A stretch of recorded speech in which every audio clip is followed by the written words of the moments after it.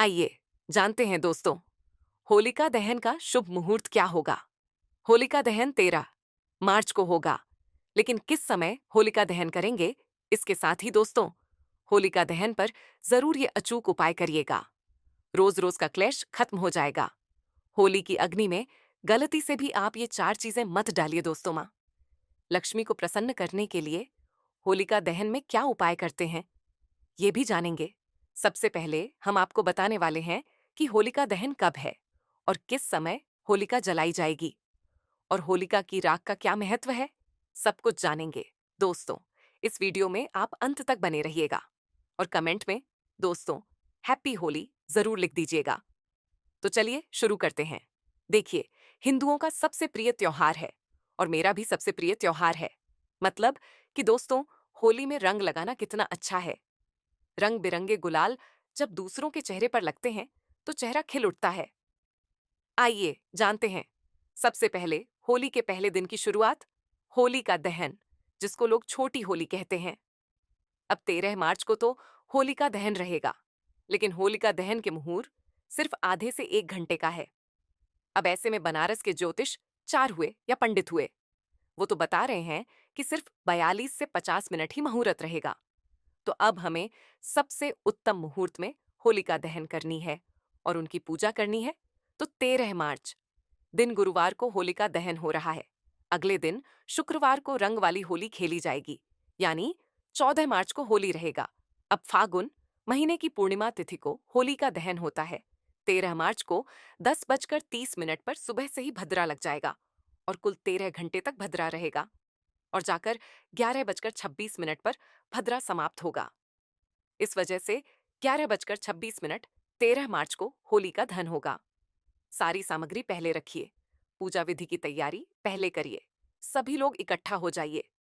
देखिए, कोई भी त्योहार सभी के साथ मनाने में आता है, अकेले मनाने में कोई मजा नहीं आएगा। इस वजह से सभी को पहले से इकट्ठा रखें और होली का दहन जब आप कर रहे हैं तो अपनी सभी चिंताओं को, सभी परेशानियों को अग्नि में सुवाह करिए। परिवार में सुख शांति की कामना करिए, बस ये करना होता है।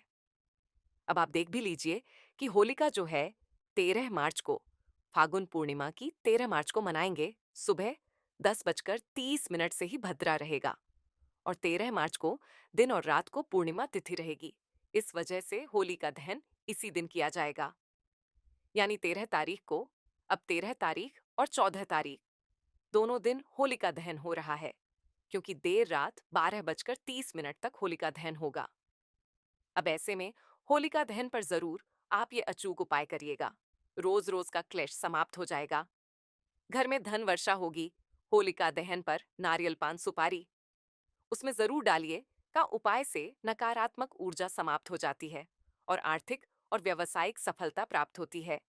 होलिका दहन इसीलिए मनाया जाता है कि बुराई पर अच्छाई की जीत हुई थी, तो आप भी अच्छाई वाला ही काम करिए।